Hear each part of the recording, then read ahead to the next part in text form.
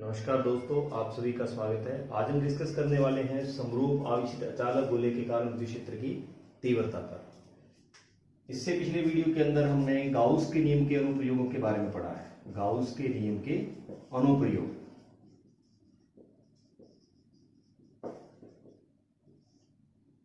उसी कड़ी में ही ये भी एक गाउस के नियम का अनुप्रयोग ही है।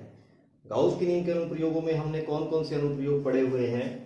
पहला है अनंत रेखीय आवेशित तार के कारण विद्युत क्षेत्र की तीव्रता। अनंत रेखीय आवेशित तार के कारण विद्युत क्षेत्र की तीव्रता। तार के कारण विद्युत क्षेत्र की तीव्रता, ये हमने टॉपिक पढ़ा है। एक पढ़ा है हमने चालक प्लेट के कारण विद्युत क्षेत्र की तीव्रता।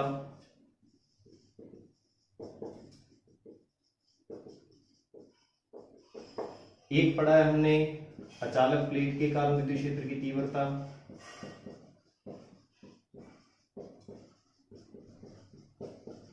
अचालक प्लेट के कारण विद्युत क्षेत्र की तीव्रता। और एक हमने पढ़ लिया चालक गोले के कारण विद्युत क्षेत्र की तीव्रता। चालक गोले के कारण विद्युत क्षेत्र की तीव्रता।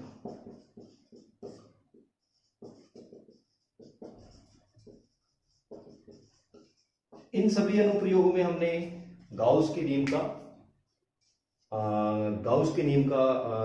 का उपयोग किया। अनंत रेखीय आवेशित तार के कारण जो विद्युत क्षेत्र की तीव्रता है वो E=2 लैम्डा अपॉन में RI। चालक प्लेट के कारण विद्युत क्षेत्र की तीव्रता E=सिग्मा अपॉन एप्सिलॉन नॉट, और अचालक के कारण सिग्मा अपॉन में 2 एप्सिलॉन नॉट।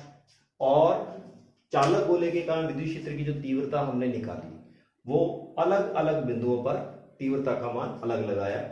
जैसे चालक गोले के पृष्ठ पर, सरफेस पे विद्युत क्षेत्र की जो तीव्रता है वो अधिकतम आई KQ अपॉन में R²।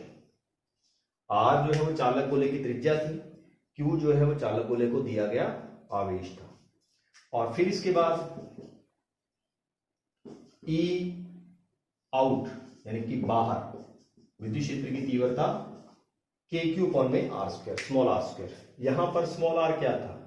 स्मॉल r था गोले के केंद्र से बाहर स्थित किसी बिंदु पर बाहर स्थित किसी बिंदु से दूरी, जहां पर हमें विद्युत क्षेत्र की तीव्रता ज्ञात करनी है।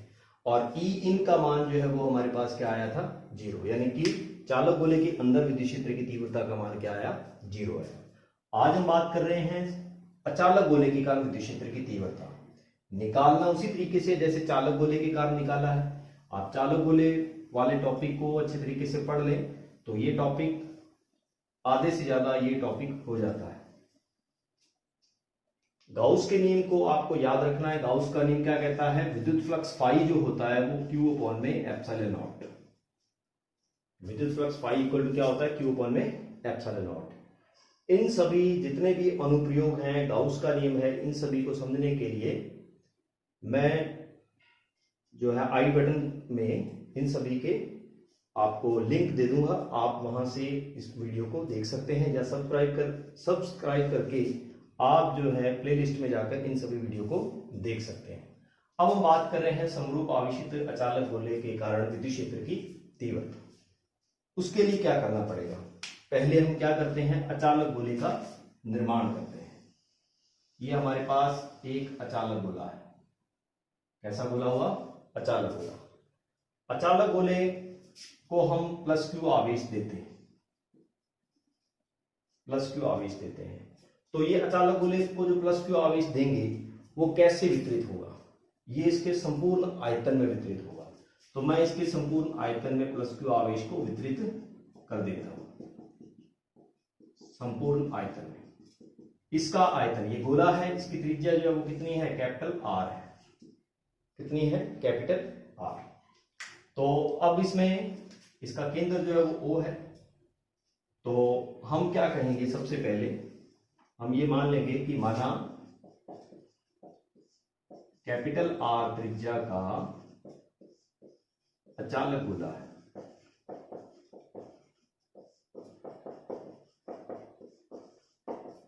जिसे प्लस क्यू आवेश से आवेशित किया जाता है, प्लस क्यू आवेश से आवेशित किया जाता है।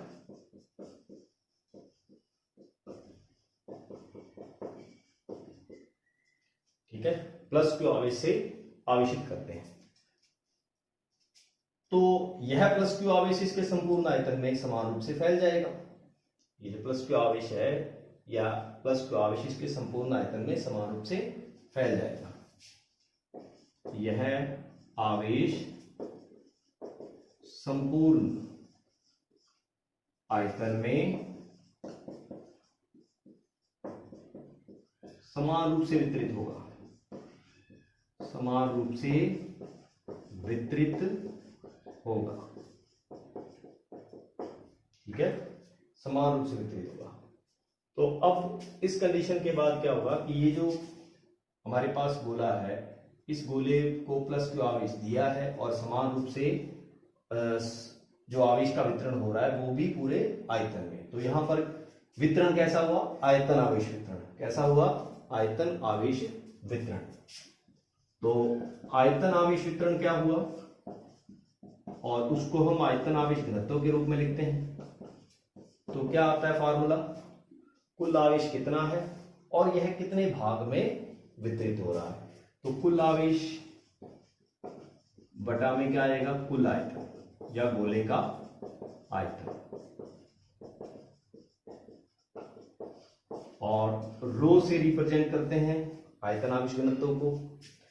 कुल आवेश कितना है? Q, और 4/3 पाई r क्यूब गोले का आयतन है, चालक गोले का। तो ये हमारे पास आयतन आवेश घनत्व आ गया जो कि संपूर्ण गोले पर वितरित हो रहा है। अब हम बात करेंगे कि विद्युत क्षेत्र की जो तीव्रता है अचालक गोले के कारण वो कहां कहां ज्ञात की जाती है। पहले ज्ञात की जाती है गोले के बाहर, गोले के बाहर। ये उसी प्रकार से ज्ञात की जाएगी जैसे हमने चालक गोले के लिए की थी। सेकंड जो है वो की जाती है गोले के पृष्ठ पर, ये भी उसी प्रकार से होगी जैसे चालक गोले के लिए थी। थर्ड जो है वो क्या होगा? गोले के अंदर। और फिर फोर्थ हम कह सकते हैं गोले के केंद्र पर। तो ये 4 पॉइंट हम लेके चलेंगे इस समरूप आवेशित चालक गोले के कारण विद्युत क्षेत्र की तीव्रता। तो फर्स्ट पॉइंट लेके चलते हैं हम गोले के बाहर स्थित बिंदु पर विद्युत क्षेत्र की तीव्रता।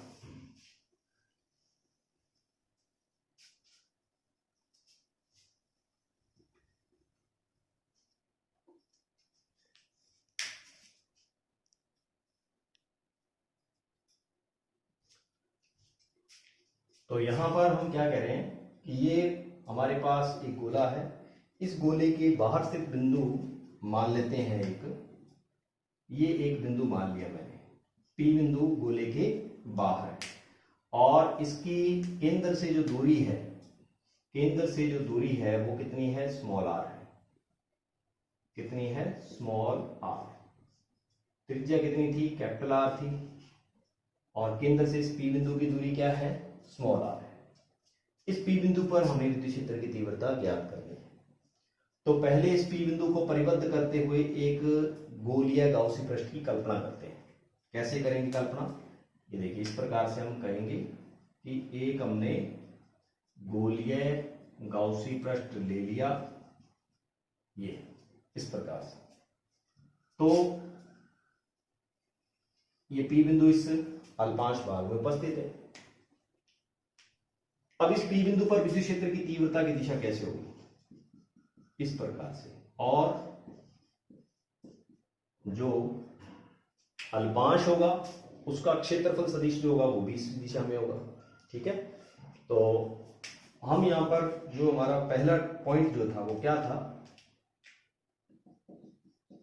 गोले के बाहर विद्युत क्षेत्र, गोले के बाहर विद्युत क्षेत्र। और इसकी कंडीशन क्या है? r small r greater than capital R, यानी कि ये स्मॉल r जो है वो कैपिटल R से बड़ा है तो बाहर होगा। तो इस बिंदु पर विद्युत क्षेत्र की तीव्रता कैसे ज्ञात करेंगे? तो हमने क्या किया, सबसे पहले हम ये लिखेंगे कि P बिंदु गोले के केंद्र O से बाहर एक P बिंदु स्थित है। उस P बिंदु को परिबद्ध करते हुए एक गाउसी पृष्ठ की कल्पना करते हैं। ये गाउसी पृष्ठ है, इसकी हमने कल्पना कर ली। ठीक है। अब इस गाउसी पृष्ठ पर विद्युत क्षेत्र की P बिंदु पर विद्युत क्षेत्र की तीव्रता की जो दिशा है E वेक्टर और ds वेक्टर एक ही दिशा में है। तो इस गाउसी पृष्ठ से निर्गत होने वाले कुल विद्युत फ्लक्स का मान क्या होगा? तो हम यहां पर लिखेंगे गाउसी पृष्ठ से निर्गत कुल विद्युत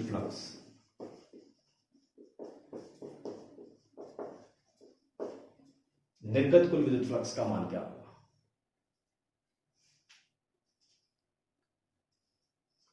निर्गत कुल विद्युत फ्लक्स का मान क्या होगा? Phi equal to E dot ds। ठीक है, ये फार्मूला होता है, phi equal to E dot ds।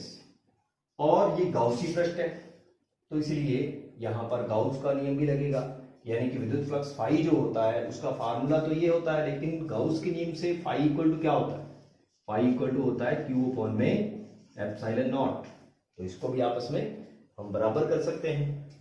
ये जो हमारे पास फार्मूला आता है, ये हमारे पास आता है विद्युत फ्लक्स की परिभाषा से, और चूंकि ये गाउसी पृष्ठ है तो इसलिए phi equal to Q upon में एप्सिलॉन नॉट भी होगा। तो इसको हम इसके बराबर कर सकते हैं।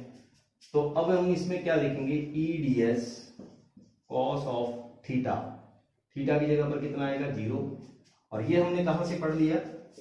ए dot B vector equal to क्या होता है? A B cos of theta. ये हमने पढ़ा हुआ है अदिश गुणनफल 11th क्लास में। और इक्वल टू क्या आएगा? क्यू अपॉन में एप्सिलॉन नॉट। ई बाहर आ गया, ds अंदर का, ds इस 5 का। ये तो विद्युत क्षेत्र है, तो विद्युत क्षेत्र की दिशा तो हमेशा बाहर की ओर होगी। और ds इस पूरे भाग का लेंगे, ये पूरे भाग क्या हो गया? परिधि हुई हमारे पास। इक्वल टू क्या हुआ? क्यू अपॉन में एप्सिलॉन नॉट। तो परिधि किसकी है? बाहर वाले भाग की। तो E इंटू क्या आ जाएगा? 4 पाई r स्क्वायर। सॉरी, क्षेत्रफल है इस बाहर वाले गोले का क्षेत्रफल, परिधि नहीं, सॉरी, इसका क्षेत्रफल ज्ञात कर रहे हैं। तो क्षेत्रफल क्या आ जाएगा? 4 पाई r स्क्वायर। बाहर वाले गोले का क्षेत्रफल 4 पाई r स्क्वायर होगा, इक्वल टू क्यू अपॉन में एप्सिलॉन नॉट। तो E इक्वल टू क्या वैल्यू आएगी? 1/4 पाई एप्सिलॉन नॉट। ये जो 4 पाई r स्क्वायर इसको बटा में ले जाएंगे, इनटू में क्या आ जाएगा? क्यू अपॉन में r स्क्वायर। तो ये आ गया हमारे पास E आउट, बाहर स्थित बिंदु पर विद्युत क्षेत्र की तीव्रता। इसको हम ऐसे भी लिख सकते हैं, E out equal to K Q upon में r स्क्वायर। ठीक है। अब Q की वैल्यू लिखते हैं। Q की वैल्यू कैसे निकालेंगे? Q इक्वल टू क्या होगा? समीकरण नंबर 1 जो सबसे पहले लिखी थी, आयतन आवेश घनत्व के रूप में। तो rho into 4/3 pi r cube आ जाएगा। तो यहां से हम लिख सकते हैं E out equal to 1/4 pi epsilon naught into rho into 4/3 pi r cube upon में क्या आ जाएगा? r square. ठीक है। तो 4 पाई से 4 पाई कैंसिल आउट हुआ, तो E आउट क्या आ गया हमारे पास? यहां हम इसको लिख लेते हैं। तो E आउट क्या आ गया? E आउट आ गया हमारे पास रो r क्यूब अपॉन में 3 एप्सिलॉन नॉट r स्क्वायर। ये हमारे रो के रूप में विद्युत क्षेत्र की तीव्रता का मान आ गया अचालक गोले के बाहर स्थित बिंदु पर। ठीक है। इसके बाद हम ज्ञात करेंगे, और यहां पर एक चीज और भी कह सकते हैं कि विद्युत क्षेत्र की जो तीव्रता है वो दूरी के वर्ग के व्युत्क्रमानुपातिक होती है। सेकंड पॉइंट जो हमारे पास आता है वो आता है गोले के पृष्ठ पर। गोले के पृष्ठ पर, और पृष्ठ पर लाने के लिए small r equal to capital R करना पड़ेगा। यानी कि ये P बिंदु जो है वो यहां पर यदि आ जाए इस बिंदु पे, तो ये स्मॉल r जो कैपिटल R के बराबर हुआ। तो ये जो हमारे पास समीकरण थी E आउट वाली, जो समीकरण थी के क्यू अपॉन में r स्क्वायर वाली, इसमें स्मॉल r की जगह पर क्या आ जाएगा? कैपिटल R आ जाएगा। ठीक है। तो स्मॉल r की जगह पर कैपिटल R रख देंगे। ठीक है, उसको आप समीकरण नंबर डाल सकते हैं। समीकरण नंबर जैसे एक पहले थी, तो जो ई आउट वाली उसको समीकरण नंबर हम 2 मान ले और इसको समीकरण नंबर हम 3 मान ले। तो समीकरण 2 में रख देते हैं। समीकरण 2 में small R equal to capital R रखने पर क्या आ जाएगा, ई सरफेस के क्यू अपॉन में capital R square. Small R की जगह पर क्या रख दिया हमने, कैपिटल आर। और यही विद्युत क्षेत्र की तीव्रता का मान अधिकतम होगा,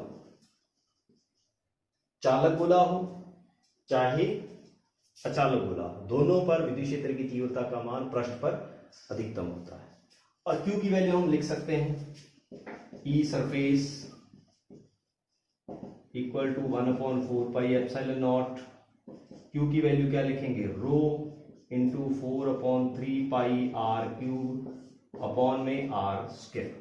ठीक है, 4 पाई से 4 पाई कैंसिल हुआ, आर स्क्वायर से ये आर कट गया। तो क्या आ गया, ई सरफेस इक्वल टू क्या आ गया, ई सरफेस इक्वल टू आ गया हमारे पास रो आर अपॉन में 3 एप्सिलॉन नॉट। ये वैल्यू आ गई।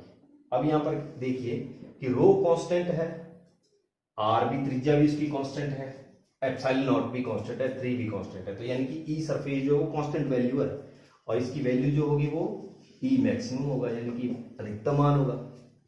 यहां पर आर जो वेरिएबल है जबकि ये सारी कांस्टेंट वैल्यू है, तो ई सरफेस जो वो नियत रहेगा। फिर इसके बाद हम बात करते हैं गोले के अंदर, गोले के अंदर विद्युत क्षेत्र की तीव्रता का मान। अब गोले के अंदर विद्युत क्षेत्र की तीव्रता का मान ज्ञात करने के लिए क्या करना पड़ेगा, ये पी बिंदु जो था उसको हम अंदर लेके जाएंगे। कहां लेके जाएंगे, अंदर, उसको हम अंदर ले जाते हैं। इसको हम डायग्राम को इस प्रकार से बना लेते हैं।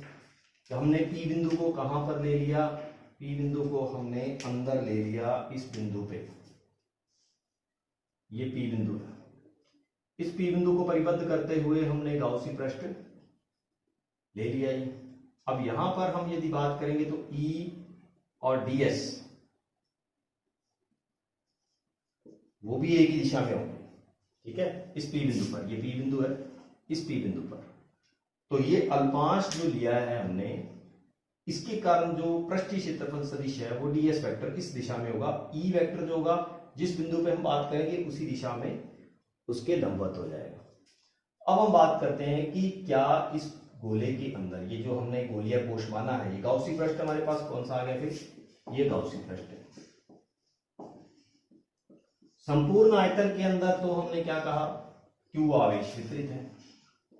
ठीक है, तो इतने आयतन में कितना आवेश वितरित होगा, ठीक है, इतने में क्या होगा, तो इसको हम ज्ञात करते हैं। तो पहले हम लिखेंगे कि 4/3 पाई आर क्यूब आयतन में, और सबसे पहले हम लिख देते हैं कौन से पॉइंट के लिए हम ज्ञात कर रहे हैं।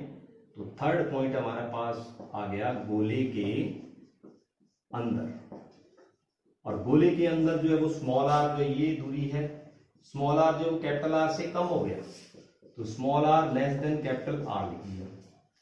और अब हम ज्ञात करेंगे गोले के अंदर, इसको हम मान लेंगे गोले के अंदर ओ से स्मॉल आर दूरी पर गोले के अंदर एक पी बिंदु स्थित है जिस पर हमें विद्युत क्षेत्र की तीव्रता ज्ञात करनी है।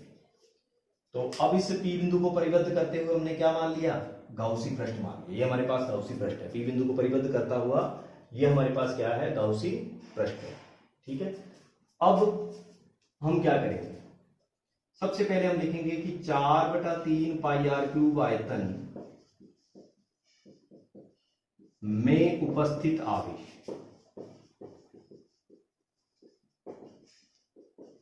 वो कितना था, क्यू था, लेकिन अब इसका आयतन बदल गया। अंदर पूरे भाग में हम कह रहे हैं पूरे आयतन में तो इतना वितरित हुआ है, लेकिन इतने आयतन में कितना वितरित होगा, तो इसको हम क्या कर देंगे, पहले हम एकांक के लिए देखेंगे। तो एकांक आयतन में उपस्थित आवेश कितना आ जाएगा, क्यू अपॉन में 4/3 पाई आर क्यूब। और अब हम देखेंगे कि 4/3 पाई स्मॉल आर क्यूब, इस अंदर वाले जो गोलीय गाउसी पृष्ठ है उसका जो आयतन होगा वो कितना होगा, 4 पाई स्मॉल आर क्यूब, क्योंकि उसकी त्रिज्या स्मॉल आर है। तो उसके लिए आयतन में उपस्थित आवेश सिग्मा क्यू मान लेते हैं, वो कितना होगा, क्यू अपॉन में 4/3 pi R cube into 4/3 small R cube, ये कट गया इससे। तो सिग्मा क्यू की वैल्यू कितनी आ गई, Q small R cube upon में कैपिटल आर क्यूब, ये सिग्मा क्यू की वैल्यू आ गई। तो अब हम इस पी बिंदु को परिबद्ध करता हूं, हमने जो गाउसी पृष्ठ खींचा है उस गाउसी पृष्ठ से निर्गत होने वाले विद्युत फ्लक्स का मान ज्ञात करेंगे। तो हम लिखेंगे यहां पर गाउसी पृष्ठ से निर्गत विद्युत फ्लक्स, गाउसी पृष्ठ से निर्गत विद्युत फ्लक्स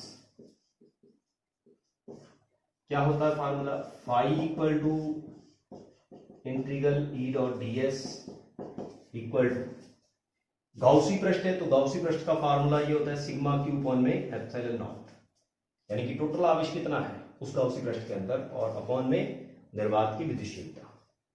तो ई और डी एस जो है इसमें हम गोले के अंदर जो है वो कैसे देख रहे हैं, दोनों ए की दिशा में, कौन सी दिशा में है, ए की दिशा में है, तो इनके बीच का एंगल 0 हुआ, तो E D S cos of 0 equal to sigma Q की वैल्यू कितनी है, सिग्मा क्यू की वैल्यू जो है वो हमारे पास, सिग्मा क्यू की वैल्यू हमारे पास क्या है, Q small R cube upon में आर क्यूब, और अपॉन में क्या आया एप्सिलॉन नॉट, ये आर क्यूब जो है वो नीचे आ जाएगा, तो ई बाहर आया, ds equal to Q small R cube upon में epsilon not capital R cube. ds जो है वो क्या है, ds इस अंदर वाले गोले का पृष्ठीय क्षेत्रफल है, और अंदर वाले गोले की त्रिज्या कितनी मानी है हमने, स्मॉल आर, तो क्या आ जाएगा e into 4 small R cube small R square equal to Q R cube upon में एप्सिलॉन नॉट आर क्यूब। तो ये इससे कट गया, तो क्या फाइनल वैल्यू क्या आई हमारे पास वो देखिए, फाइनल वैल्यू क्या आई, फाइनल वैल्यू जो हमारे पास आ गई E equal to 1/4 epsilon not Q upon में R cube into small R, ये अंदर है विद्युत क्षेत्र की तीव्रता E in equal to 1/4 epsilon not Q upon में आर क्यूब और स्मॉल आर। यहां हम इसको इस प्रकार से लिख सकते हैं कि E in equal to K Q upon में R cube into small R, या E in directly proportional to क्या आ जाएगा स्मॉल आर, ऐसे भी हम लिख सकते हैं। ठीक है, कि जो विद्युत क्षेत्र की तीव्रता है वो केंद्र से दूरी के डायरेक्टली प्रोपोर्शनल होगी, कब होगी, जब बिंदु गोले के अंदर, बाहर है तो बाहर के लिए क्या था कंडीशन, बाहर के लिए ये कंडीशन थी, ठीक है, दोनों में अंतर ध्यान रखना आपको, बाहर के लिए जो होगा वो दूरी के वर्ग के व्युत्क्रमानुपाती है, और अंदर जो है वो दूरी के समानुपाती है। ये किसके लिए है, ये अचालक गोले के लिए है। चालक गोले के लिए अंदर विद्युत क्षेत्र की तीव्रता कितनी आई थी, 0 आई थी। क्यों आई थी 0, क्योंकि चालक गोले के अंदर कोई भी आवेश उपस्थित नहीं होता है। अब हम बात कर रहे हैं कि इसको हम रो के रूप में कैसे लिखें, तो ई इन की वैल्यू जो रो के रूप में क्या आएगी, 1/4 एप्सिलॉन नॉट है यहाँ पर, क्यू की वैल्यू हम लिख लेंगे rho into 4/3 R cube upon में R cube into small R, ये से कट गया, 4 से 4 कट गया, तो ई इन इक्वल टू क्या आ गया, ई इन इक्वल टू आ गया रो स्मॉल आर 3 एप्सिलॉन नॉट, ये ई इन आ गया। ठीक है, यानी कि विद्युत क्षेत्र की तीव्रता एक तो ये है क्यू के रूप में, और यहां पर जो है वो रो आयतन आवेश घनत्व के रूप में है। ठीक है, तो ये अंदर विद्युत क्षेत्र की तीव्रता थी। अब हम बात कर रहे हैं कि केंद्र पर विद्युत क्षेत्र की तीव्रता क्या होगी। केंद्र पर करने के लिए क्या करना पड़ेगा, ये जो पी बिंदु यहां पर है, इस पी बिंदु को यहां पर ले आएंगे केंद्र पर, तो ये जो स्मॉल आर है वो कितना हो जाएगा, स्मॉल आर कितना हो जाएगा, 0 हो जाएगा। तो हम लिखेंगे केंद्र पर स्मॉल आर इक्वल टू कितनी हो जाएगी वैल्यू, 0 हो जाएगी। और फार्मूले हमारे पास देखो कौन से फार्मूले हैं इसके लिए लगेगा, विद्युत क्षेत्र की तीव्रता के लिए कौन सा फार्मूला लगेगा, हम अंदर ही हैं, गोले के क्या है, अंदर है, तो अंदर वाला फार्मूला ही लगेगा, और उस फार्मूले में स्मॉल आर की जगह पर आपको क्या कर देना है, 0 कर देना है। तो क्या वैल्यू बनेगी हमारे पास, ये बनेगी ई centre equal to K Q upon में आर क्यू इंटू 0। यहां पर स्मॉल आर था, स्मॉल आर की जगह पर क्या लिख दिया हमने, 0 लिख दिया। तो ई सेंटर क्या आ गया, ई सेंटर आ गया 0। ई सेंटर की वैल्यू कितनी आ गई, 0 आ गई। ठीक है, तो ये हमारे पास विद्युत क्षेत्र की तीव्रताओं के मान आए अचालक गोले के कारण। इसको हम एक बार एक साथ लिख लेते हैं। अचालक गोले के कारण जो विद्युत क्षेत्र की तीव्रता ई आउट जो कितनी आई, के क्यू अपॉन में आर स्क्वायर। ठीक है, सरफेस कितनी आई, के क्यू अपॉन में आर स्क्वायर, और इन कितना आया, के क्यू अपॉन में R Q into small R. ठीक है, ई सेंटर कितना आया, ई सेंटर आ गया 0। यहां पर हम क्या कह रहे हैं कि E out directly proportional to 1 upon R square है, और यहां पर क्या है, E in directly proportional to small R है। ठीक है, और ये जो है वो कितना है, ई मैक्सिमम है। ठीक, अब हम आलेखी प्रदर्शन की बात कर रहे हैं। किसकी बात करेंगे, आलेखी प्रदर्शन की। आलेखी प्रदर्शन क्या होता है, आलेखी प्रदर्शन होता है विद्युत क्षेत्र की तीव्रता और दूरी के मध्य खींचा गया ग्राफ, उसको हम आलेखी प्रदर्शन कहेंगे। तो आलेखी प्रदर्शन क्या होगा,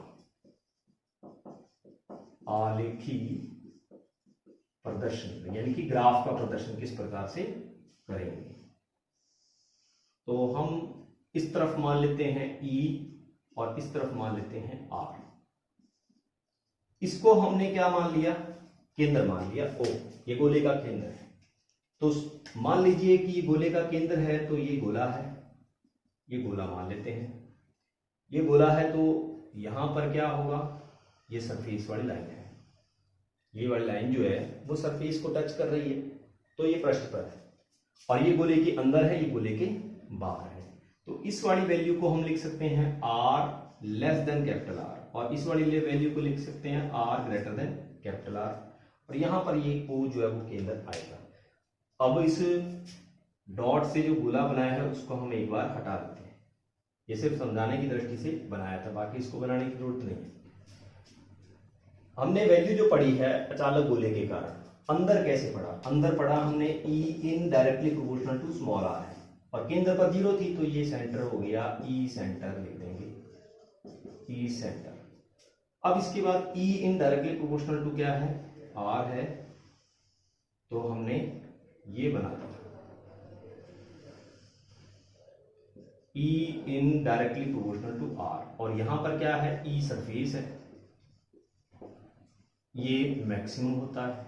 मैक्सिमम पता चल गया कि विद्युत क्षेत्र की जो तीव्रता है वो R के साथ बढ़ने, अंदर R के साथ तो बढ़ रही है, बढ़ती बढ़ती इस बिंदु पे अधिकतम होगी, फिर जैसे ही बाहर चलेंगे तो इस प्रकार से घटेगी, तो ऐसे घटेगी। तो यहां पर क्या आ जाएगा, E out directly proportional to 1 upon R square. तो ये हमारे पास आलेखी प्रदर्शन है। इस आलेखी प्रदर्शन से हम एक बात समझ रहे हैं कि विद्युत क्षेत्र की जो तीव्रता है वो अंदर तो बढ़ रही है, लेकिन बाहर जो है वो घट रही है।